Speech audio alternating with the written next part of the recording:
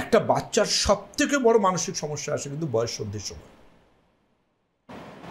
ADHD তো খুব commonly আমরা পাই, অতি দুরন্ত বাচ্চা, হাইপার অ্যাক্টিভ বেবি।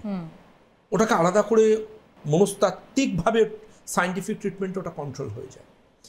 কিন্তু একটা পিউবার্টির বাচ্চাদের ক্ষেত্রে যখন তারা আমাদের ক্লিনিকে আসে, that is separation anxiety disorder. Separation anxiety disorder মানে একটা বাচ্চা দেখছে ছোট থেকে তার বাবার মা প্রচণ্ড রকম কলহ করছে, এবং যে কলহটাতে মোটামুটি শ্বশুর শাশুড়ি বা বাবা মা তাদের হাই বিপি হয়ে কারো সেরিব্রাল স্ট্রোক হয়ে চলে যাচ্ছেন পৃথিবী ছেড়ে।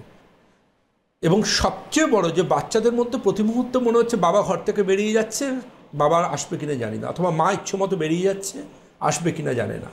কারণ বাবা বা মা দুজন দুজনের মতো ভালো থাকবে, বাবার গার্লফ্রেন্ড থাকবে, মায়ের বয়ফ্রেন্ড থাকবে, কিন্তু একটা শিশুর তো কেউ থাকবে না। তার জন্য স্বামী স্ত্রীর ডিভোর্স হওয়াটা খুব স্বাভাবিক, বাবা মার ডিভোর্স হওয়াটা কখনো কাঙ্ক্ষিত নয়।